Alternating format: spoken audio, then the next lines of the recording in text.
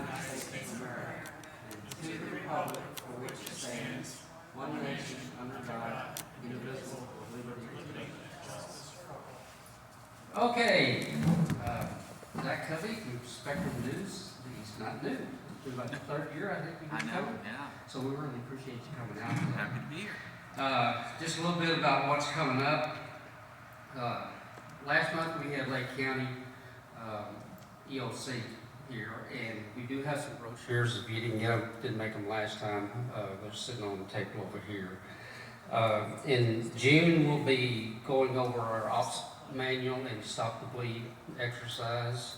And then July will be the home safety, chemical hazards, and fall preventions, and we may get help from Lake County or Fire Department of Leasework, so we'll work on that right now. Okay, very good. Again, the topic tonight is weather. Larry, And whether or not we're going to get any rain, all right? hey Larry, before you go, Yeah. are we still looking to get scheduled for that EOC tour? Yes.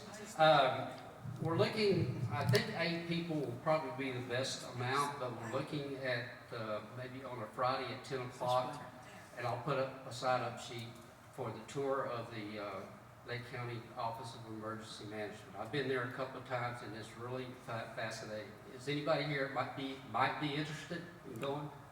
I went already. Huh? I've been there. Okay, all right. Well, we'll get that set up, and I'll put that out, and we'll get an announcement out.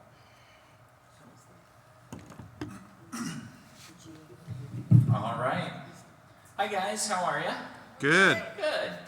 So for those who don't know me, my name is Zach. I'm a meteorologist, but more importantly, I'm a hurricane specialist with Spectrum News in Orlando, Florida. I've been at Spectrum now for 4 years, but I've been in Florida for over a decade of my life, and I've covered quite a lot of storms. So we'll kind of dive into who I am first before we get into the actual forecast. Again, I work at Spectrum News 13. I graduated from Florida State back in 2016.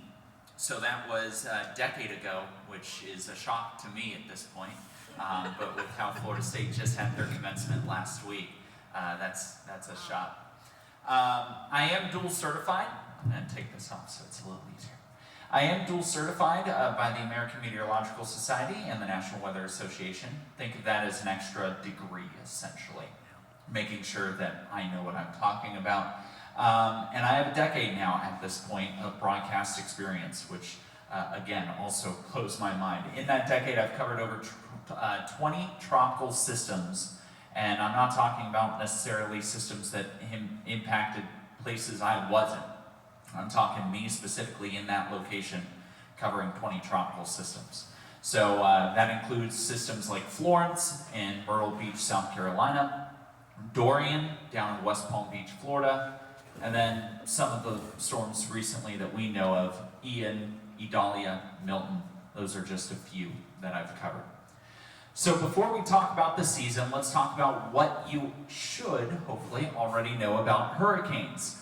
The best way you can talk about hurricanes and hurricane forecasting in my eyes, especially nowadays with social media being as prevalent as it is and everybody jumping into the social space and computer models being very freely available online now, this is a great way to kind of hone down the forecast. When you're 7 to 10 days out, there is no way on Earth that we can tell you a system is coming your way.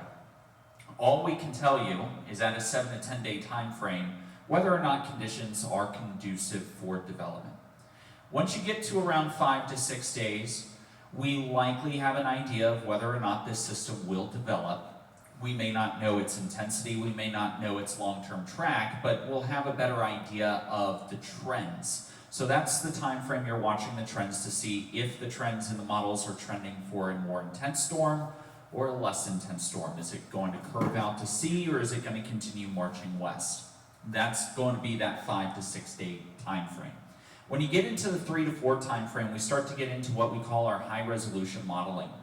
So we can utilize much higher resolution models that get down to upwards of just 1 kilometer in scale. And that allows us to resolve a lot more features within tropical systems, so we can begin to really hone in on the timing and specific impacts of that system. And once you're within 48 hours, that's when we at Spectrum News will begin to break down how much rain, how much wind, how much surge, and the timing of all of those impacts in a specific area. You will not hear us talk about a time frame or impacts for an area unless we are 48 hours out. Anything or anybody that says that they can predict that stuff is lying to you. They are just trying to, get your engagement, especially on social media nowadays. So this is really, really important when you're online, when you're on social.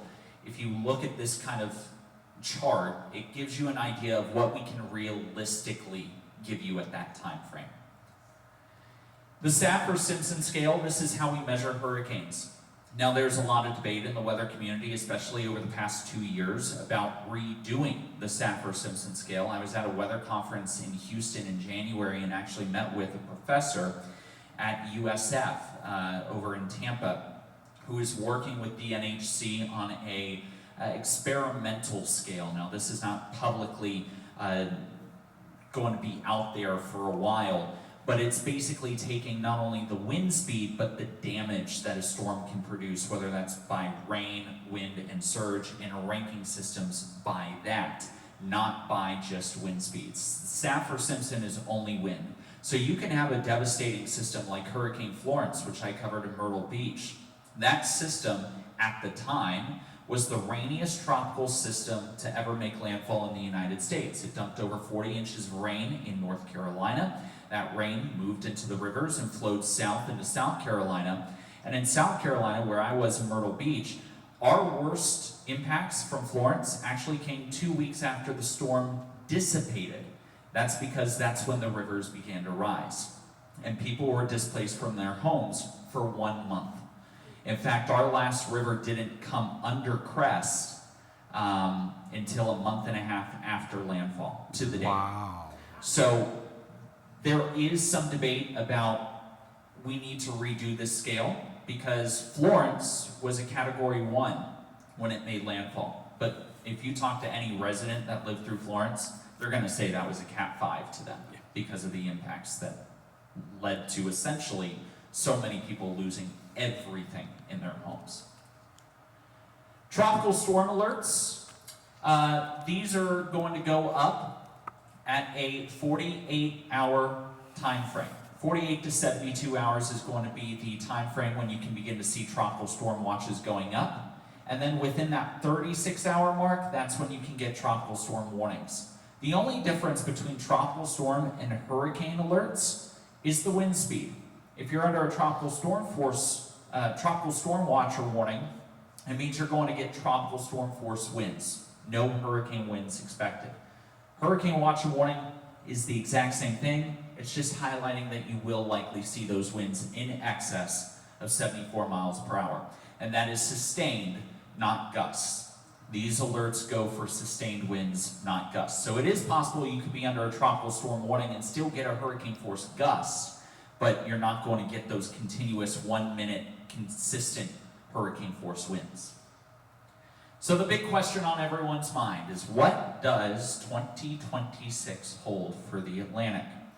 Well, Colorado State has put out their forecast, and Colorado State is one of the leading tropical schools in the nation when it comes to forecasting preseason.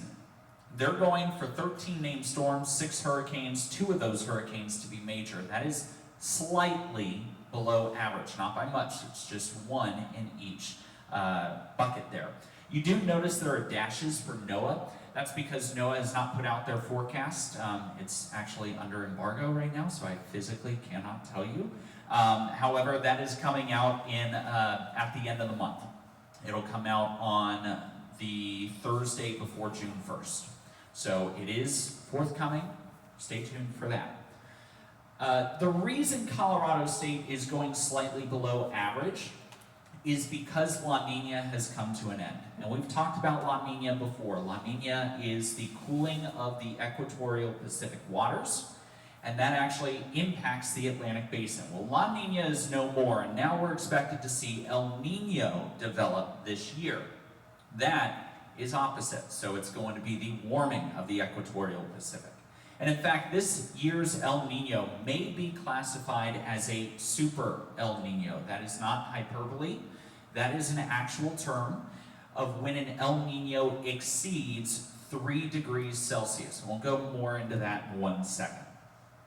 As a result, those combination factors would lead us to believe that this will likely be a below average season. However, the Atlantic remains warmer than average overall, and that does compete as a kind of competing factor into the 2026 season. If the Atlantic is warmer than average, but El Nino is going to develop, which one will win out? And that's our question right now.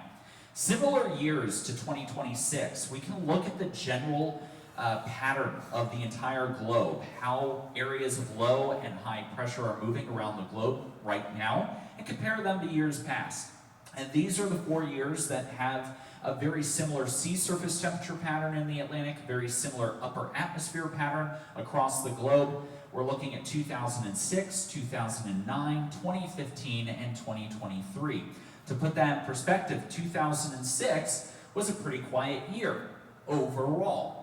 We had 10 named systems, 5 hurricanes, 2 major, but most importantly, all the hurricanes stayed out to sea. Now, Florida was not immune. We had 2 tropical storms, and both of those tropical storms did dump a decent amount of rainfall across the state, but damage was very minimal across the state. This was actually really good drought-busting rain in 2006, and you consider what we're doing right now, we're dealing with right now, the worst drought in state history, eclipsing the drought of 2001. So something like 2006 might actually be our best case scenario. Another analog year was 2023. On the other side of that coin, a more active year, 20 named storms, 7 hurricanes, 3 major, and then look at the major hurricane that went into the Florida Panhandle. That right there was Irene, I believe. I believe that was Irene. No, that was not Irene. Now I'm blanking. I'm so sorry. I'll have to remember that one. But the bottom line is, it was a more active season. And so when you look at the analog patterns that we have, you've got one saying it overall should be pretty quiet, and then you've got one that says, well, not so fast. And that's the competing factors that we have in our... He's playing with something. Okay. Ooh, 1, 2, 1, 2, 1, 2, 1, 2. Okay. Idalia? Idalia, that's it. I knew it was the ice storm. I was like, oh, what is it? Idalia. So, let's talk about Enzo, and this is going to be the El Nino and La Nina again. What you're looking at, the chart on the right, those are percentage odds of the development of El Nino or La Nina or a neutral season. A neutral season means the Pacific's temperatures are behaving as we suspect they should. They're not warmer than average, they're not colder than average, they're around average. Those red bars are indicating El Nino's development, and the most important bar that you can look at will be the 6th bar. It is titled ASO. That is August, September, and October. So in that 3-month time frame, El Nino is 92% certain.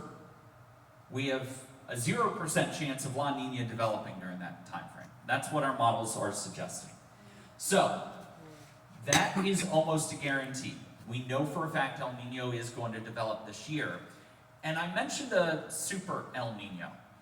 This is known also as a very strong El Nino. So a very strong or a super El Nino is one that exceeds 2 degrees Celsius warmer than average. 2 degrees doesn't sound like a lot, but think about how much heat it takes to warm up your pool in the backyard. It takes a lot of energy to heat that up. So the same thing with the ocean. It takes a lot of energy to heat that water up. 2 degrees is substantial. So when you have a very strong El Nino like this, it indicates that the structure of the atmosphere is going to be very strong in rising the motion in the Pacific, and what goes up must come down. In this case, it would suggest that we would have very strong sinking motion in the Atlantic. And as you get that sinking motion, you increase the wind shear, and wind shear tears apart systems that try to develop. So all this to say, if El Nino develops as we suspect, we should see a lot of rising motion in the Pacific. That would support storm growth in the Pacific, a very likely active season out west. And then that sinking air would rush into the Atlantic, increasing the vertical wind shear, tearing systems apart, meaning we would likely see less systems in the Atlantic. And if it's at that very strong intensity, that could tear even the strongest hurricanes that really try to develop apart. To put this in perspective, since 1991, you can see the average storm count between an El Nino year and a La Nina year. Last year was a La Nina year.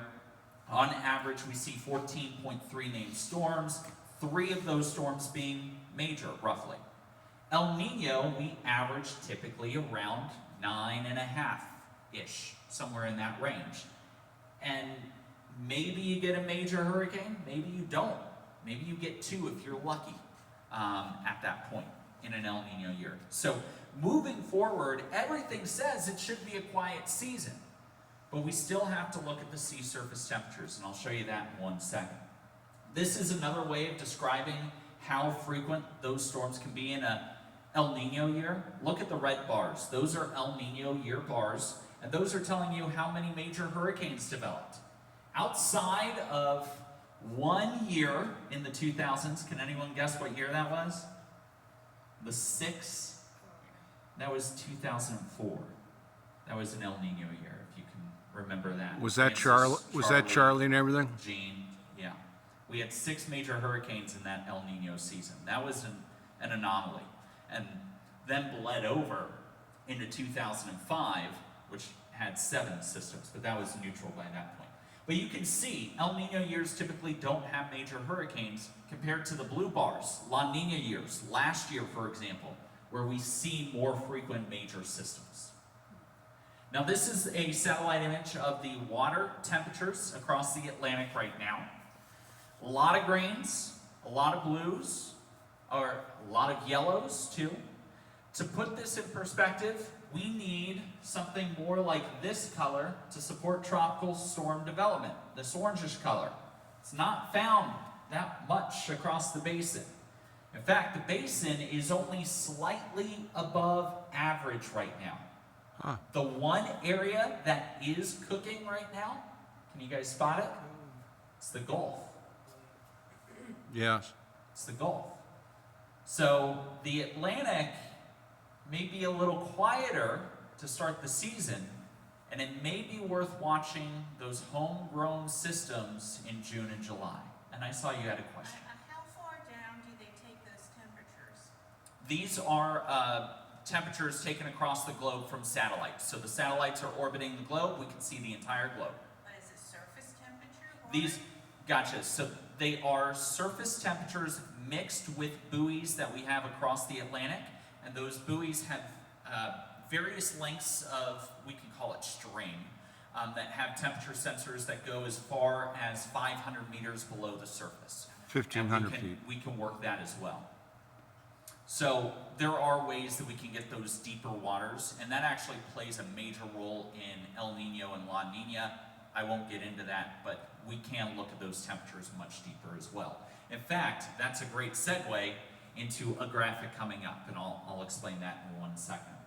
This is another way of looking at that sea surface temperature anomaly. The black line is the temperatures right now across the Atlantic on average. The orange line is last year's temperature. Okay, so we're kind of matching 2025 at this current point. Maybe the waters are warmer or colder in different locations, but all in all, the basin is behaving very similar to last year. We are above our average, again, for this time of the year, which is the red line. And the white, that is a range. That is your 25 to 75 percentile. So we're basically above that average mark, and we're starting to get closer and closer to the top 25 percentile in the Atlantic basin. So now you see the problem that meteorologists and hurricane specialists like me are facing. We've got El Nino, could be one of the strongest El Ninos ever, should suppress hurricane development. But you have temperatures that are in the upper quarter of being the hottest ever in the Atlantic Basin, top 25%. So which one's going to win out? So that's a big question that meteorologists are having right now. I told you about Colorado State's forecast, 13 named storms, slightly below that average of 14. University of Arizona put out their forecast, 20 named storms. Ah, You see the difference? There's a Yeah. big difference. That is a well above average season. So there are forecasts that are calling for an above and even a well above average season. So this year in particular is one of the hardest years that we have had since 2020 to say one way or the other definitively whether this will be an active season in the hurricane basin in the Atlantic. And you were talking about the depth of the water. This is a great graphic I like to show during hurricane season. We call it tropical fuel, but it's actually called the oceanic heat content, or OHC. What this looks at is not only the temperature of the water at the surface, but how far down that warm water goes. The brighter the colors, the warmer that water extends in depth. So you have very warm water, very deep down, the more red this map gets. Now, we are in early May. This is typical. Most of the basin is pretty quiet outside of the Caribbean Sea. And while the Gulf is warm, a lot of that warmth is shallow. It's only on the top layer because the Gulf overall does not have hardly any oceanic heat content, meaning once you get that shallow layer of warmth gone, it's pretty cold underneath. So that is one good saving grace, if you will, early on in this season, that if we were to get a homegrown storm, it might actually shut down the Gulf for a pretty decent amount of time afterwards because it will need to warm itself back up. Here are the names we're going to talk about. And I was doing some hurricane research before I came in today to talk to everybody back at work.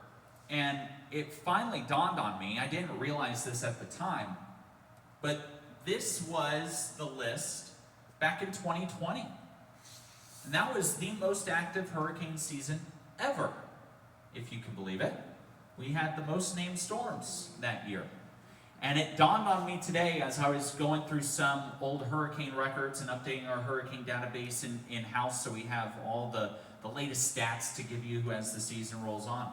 And it finally dawned on me, Cristobal, Isaias, Nana, Wilfred, these were the storms that we went through in 2020. That was the most active season. That was also, by the way, the last year that the Greek alphabet was used, because we ran through Wilfred in October. And then we went to Alpha, Beta, Gamma, Delta, Epsilon, Iota, Zeta. We had 32 named storms that year. that's crazy. 32. So unfortunately, yes, 100% of hurricane season is remaining.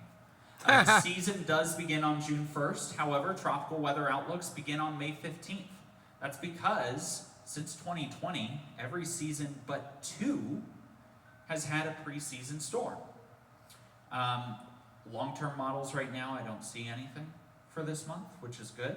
Let's keep it that way. And we'll knock on wood for that. But yeah, we do have 100% of that seasonal activity remaining. Again, the season starts June 1st, but you will start seeing us talking about the hurricane outlooks on May 15th, because that first outlook will come out at 8 a.m. on May 15th, and then 4 times every day after that. So where do we look this time of the year? June, obviously homegrown stuff. Again, typically the cold fronts that try to push their way through Florida. We had one this past weekend. That front stalled out in South Florida. This time of the year, these fronts are losing their strength. So they move into Florida and they try to clear the state and they can't, and they stall out. Miami was still dealing with rain on Tuesday morning, this morning, from that front on Saturday. Obviously, it cleared our area, so we were good about that. But those fronts can act as focal points for tropical development. You can just get one little thunderstorm that can start spinning, And that can lead a chain reaction of more and more and more storms focusing around that focal point, around the front. So we watch around these dead fronts, these stalling fronts in June. July is very similar. We do see that move a little farther north towards the New England coast, as well as the Tidewater, Currituck County in North Carolina, for example, the Outer Banks. Again, that's because by this point in July, Florida's done with fronts. But the last couple of fronts from the winter season are now clearing the mid-Atlantic. That's where the stall point begins. So we begin to see the stall point move down south in June to a little farther north in July. By August, those winter fronts are done. We are all about the summer heat, and that's when the basin really ramps up. Same thing in September. And then you can see in September, we're talking 34% of named storm development in a season happens that month. Nearly 50% of all major hurricanes that develop in a season happen in the month of September. September 10th is your peak. That is when 50% of all named storms in a season will happen, or have happened and still have yet to happen. So September 10th is that peak date of hurricane season. In October, still a very active month. You may notice there is a little bit more of a north-south line from Nicaragua, moving up towards Cancun, through western Cuba towards Florida. That is what we call our Caribbean cruiser season. This is when we begin to see the Caribbean Sea have the most amount of warm water that it will have in a year. And as the Caribbean Sea hits that peak in its temperature, any sort of storm that can move into it can take off quickly. And this is also the time when winter fronts begin to slowly nudge their way back in. So as you have a front come in, and if you have a system in the Caribbean Sea, that system's going to feel the tug of the front and start turning north. And so that's why you see that little jog northbound. October is our Caribbean cruiser season. That's what we call it. So we begin to really watch the month of October. September is the peak of hurricane season, I said. Forget that for Florida. Florida has more landfalling tropical systems in the month of October than in any other month. So if there is one month Floridians need to be aware of, it is October. It is not September. You will hear everybody on September 10th say, we're halfway through the season. If you're a real Floridian, you'll know, let's get through October, then I can celebrate. By November, we've really seen these winter fronts come in. The Atlantic begins to really see a big time cool down. We'll still watch the Caribbean cruisers, and you can also see some subtropical development in the heart of the Atlantic. Those systems are never a worry for any landmass outside of maybe the Canary Islands, and then any systems that may head off towards the UK as well. But by November, it's really just the Caribbean Sea that we'd be watching. During the peak of hurricane season, which is August 15th through August 20th, we adjusted that. August 20th through October 10th. That is 53% of your named storms are going to happen, 61% of hurricanes, 73, nearly 3/4 of all major hurricanes will happen in that time frame.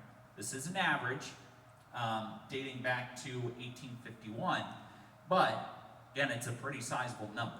So again, August through October is our time frame that we are really watching for those systems, especially those hurricanes and potential major hurricanes in the area. So the big question is, how do you prepare? Well, you can prepare now. This is a great way to have me come out today, because this is Hurricane Preparedness Week in the entire state. And not only the state, really the entire country. The Hurricane Center is doing their hurricane awareness tour. They brought all their hurricane planes to Sarasota this past couple of days. People were able to go check those out.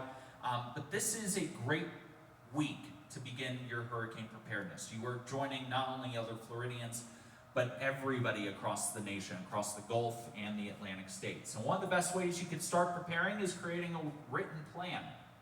One of my top letter items is number 1, have photo documentation of your valuables.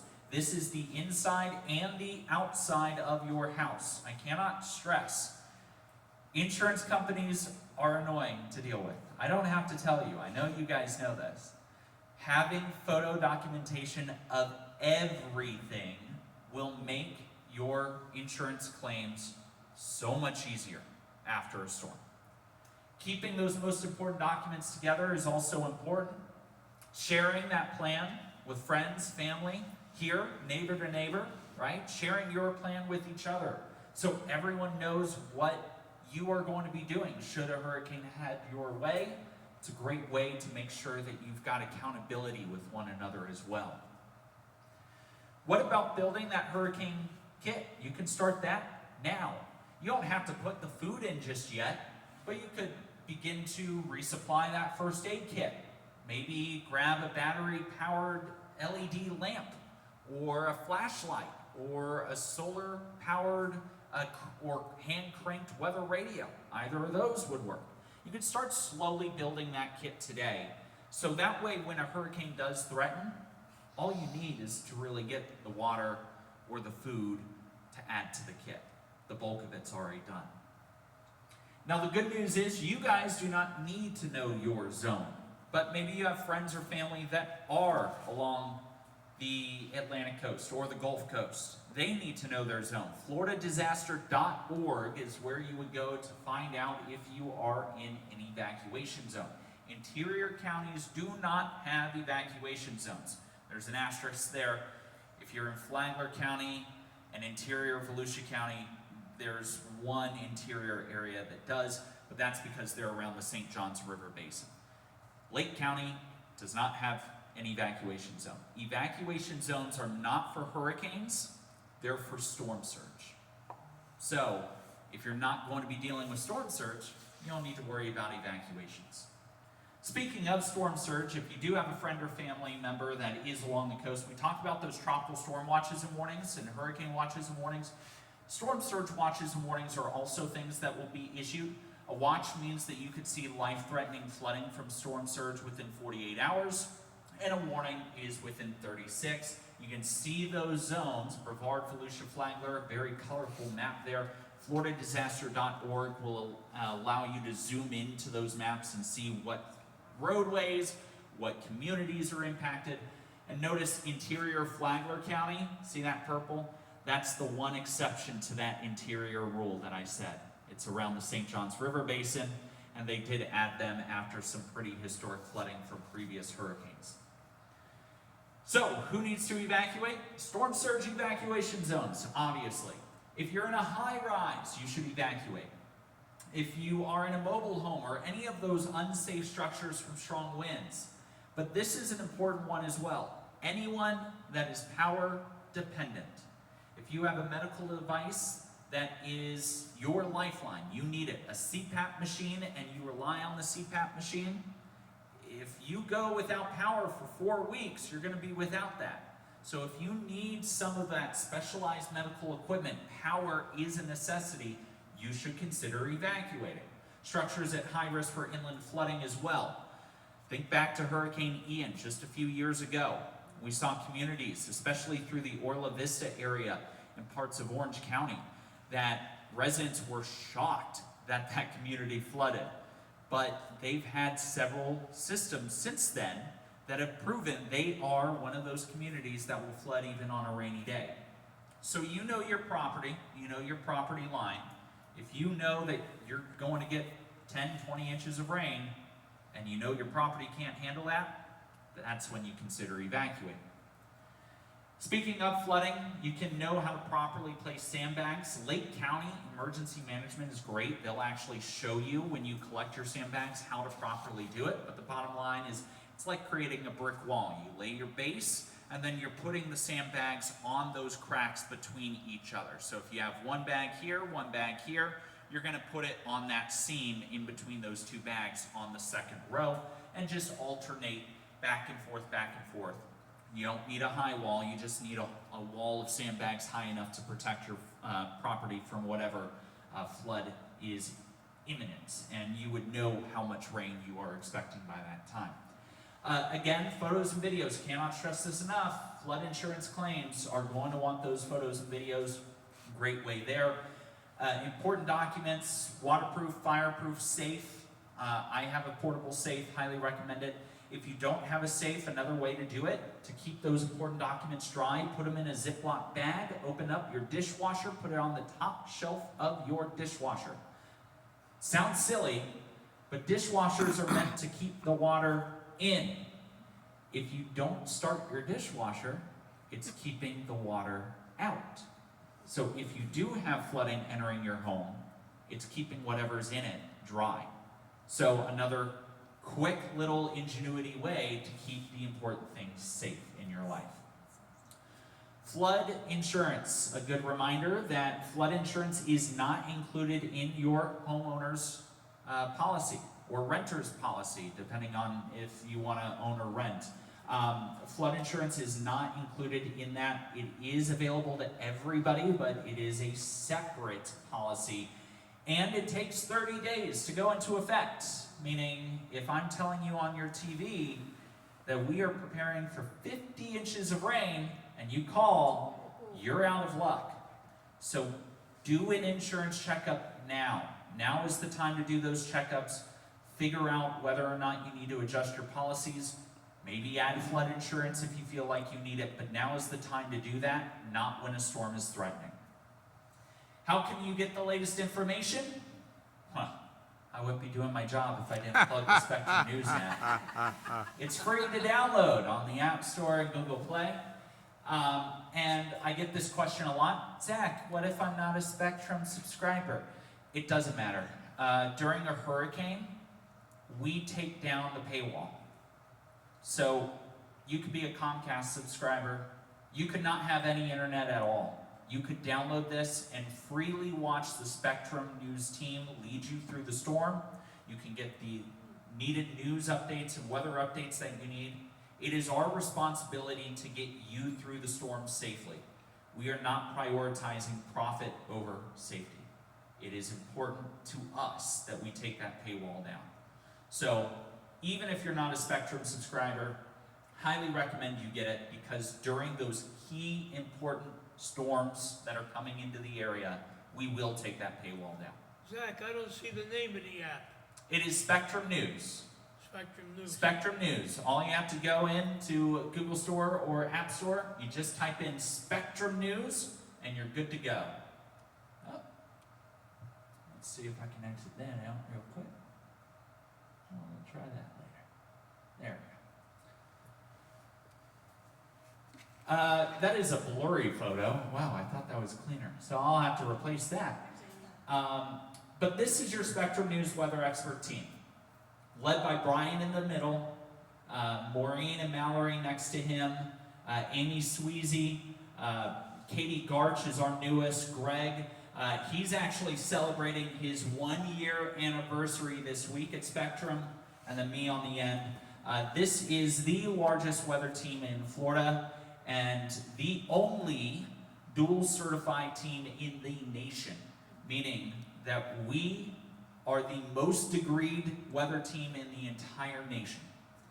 We have the most degrees, most certifications. We know what we're talking about, and our goal is to always get you guys prepared, not scared. That is our motto. Be prepared, not scared. We're not going to overhype a system. We're not going to throw stuff up just for likes or clicks on digital. We are all about making sure you guys have the information in a no-hype way. So we hope that you guys will enjoy that. And again, even if you're not a Spectrum subscriber, you can find us on Facebook, on Twitter, and of course on that app as well. There are my social handles: Facebook, Twitter or X, Instagram, Threads. You can follow me on any of those, and you guys will get updates all season long. And at this time, I'll take any questions you guys have. I have a question. Yes. Okay, it was back about 1 or 2 slides. Can you go to your list of slides? Let's see.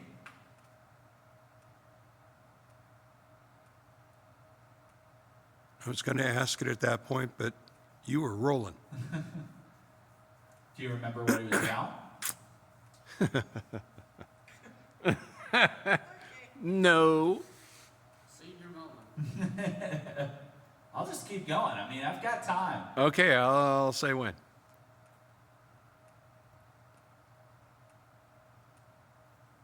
don't think I've ever done my presentation backwards before. That's more than a few. Well, it was back by the beginning, so we got to Oh, go. we're getting there. Yeah.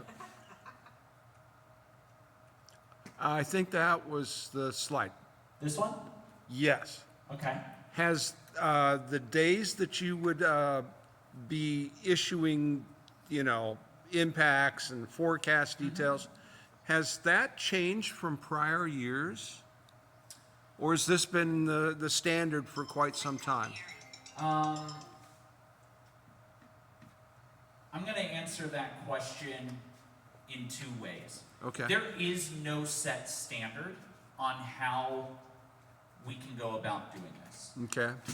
This is a graphic that I developed myself 6 years ago, and we at Spectrum News adopted it. This is not something that everybody is utilizing in this format.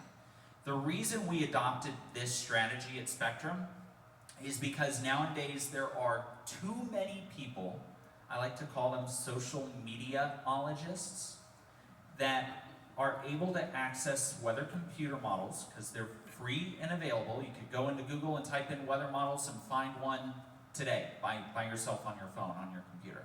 Fake weather. And there are people that can't interpret the models properly, or they see one run of a major system heading to Florida 384 hours out. It's 2.5 weeks. And they'll post it. And they'll get the likes, and they'll get the engagement, and it'll go viral. 2 million views, 4 million views. Yep. And then 2.5 weeks comes, and it's sunny, and it's 96, and we're dealing with a severe thunderstorm because it's the sea breeze. It's not a hurricane. And so we developed this to weed out that engagement bait that we like to call it, which is trying to hook you and get you to keep coming back every day. What's that model doing today? What's that model doing today? Now you're worrying for 2.5 weeks over nothing. And so our belief at Spectrum is a no hype forecast. When I know something, you're going to know it. Until then, go about your day. Live your life the way you need to live it, and don't worry about this. Let me worry about this for you. And I'll tell you when you need to worry. Don't worry, I will make sure you guys know when to start preparing. But there's too many people out there now that are really trying to bait you into engaging with their content because they earn a lot of money for it. Social media pays a lot of money now for engagements, likes, comments, shares, interactions. This helps to kind of weed through that. Okay. But not every station's going to follow that. And so that's also another responsibility of, as you as a viewer, to know who is hyping and who is not. Because there are some stations, and I'm not going to name names, but we can easily tell by watching certain competition stations that are hyping. Zach, speaking of your competition stations, you must know that in this community, we don't have Spectrum. Correct. And you know your competition. Correct. So given that we cannot watch Spectrum News unless you Have the app. Does the app allow you to watch the program live, like streaming? That's a great question. It does. Okay. So having the app, you can still access everything on our website, everything digitally. Yeah, you don't have the ability to watch on your TV, but you have the ability on the app. Okay, which local network would you have the most regard for the hurricane information? Locally, Yeah, in I other would- words, ABC, I would- NBC, I- CBS, or is there another? I would put, if I had to put my chips in a bag, it would be 9. It 9, would be ABC. ABC. Tom Yep, Terry and those guys. WFTV. Tom Terry is a wonderful meteorologist. I have no quarrels with Tom. Tom and I know each other. Tom is a very well-respected Met, and he knows how to talk people through a storm in that same no hype kind of tone. Good, There are other stations that do not do that. thank you. But I would throw my chips at 9 for that reason. Thanks. Yep. Good question. Got Yes. one, not so much on the hurricanes, but what's the issue right now with the drought? I mean, how did that come about, and when do you think it may end? That's a great question. So the question was, what about the drought? It's not hurricane related, but we are in the worst drought in state history. For those of you that have been here a very long time, you may remember the drought of 2001. That was the year we had all those fires in Central Florida. All those fires that burned millions of acres across the region. The drought started back this past fall. It started up in the Panhandle, but over time, that popped up. We basically moved into our dry season. So when the drought began, we started to transition into the time frame when we aren't going to get our rain like we typically would to help keep that drought at bay. So it was a mix of poor timing and unfortunately a drought already developing up north. And another handle of that is the upper air global pattern, El Nino. Believe it or not, that plays a role because that shifts weather patterns and jet streams across the entire globe, keeping weather patterns moving maybe a little farther north than a little farther south. And so the transition out of La Nina, the unfortunate timing of the drought developing with our dry season starting, all kind of culminated to, unfortunately, the worst drought in state history. We will get a new drought monitor. It actually, collection ends today. Drought monitors get released on Thursday at 9 a.m., but the data that goes into them ends on Tuesday. So they stop collecting data for the new monitor on Tuesday at 5 p.m. Then they develop the monitor on Wednesday, and it gets released on Thursday. So we'll get a new one, but there's no rain in the next 7 days. It's unfortunate.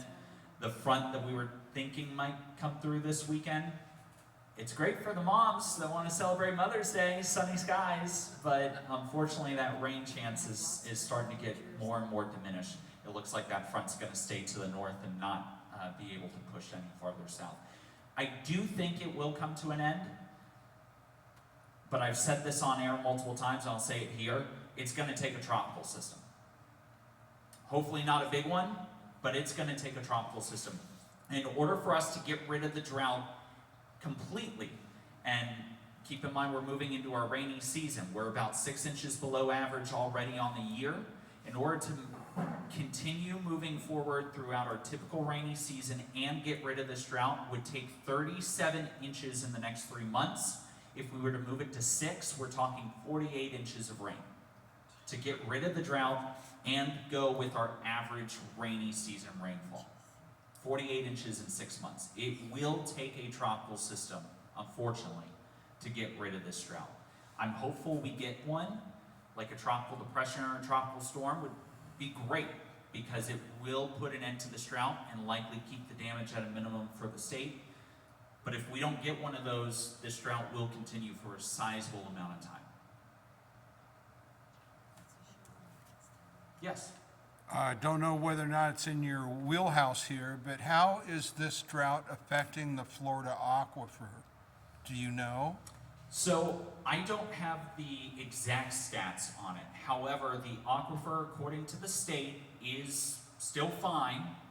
It is running below levels in all parts of the state. So the way the state handles the water management districts is, I believe we have 7 or 8 of them. I don't remember the exact number. It's 7 or 8, but they're broken up into regions. The Central Florida region is below average, but the state continues to say that the aquifer as a whole can still withstand Central Florida's water needs. That's why we haven't actually had any counties going into mandatory water hold periods. You can only take a shower this many times. You can only water your ground this many times.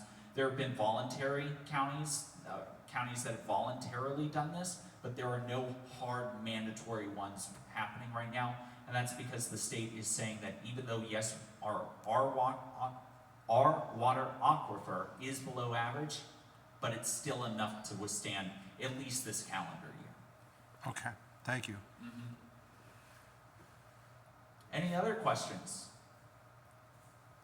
Okay, thanks guys. Thank you. Thank you so much, sir. Of course. Okay, thank you so much, Zach, and You, I don't think I'll need it.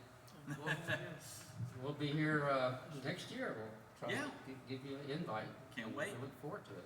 Okay, guys, have a great week, what's left of it. Thank you. Thank you. Thank you.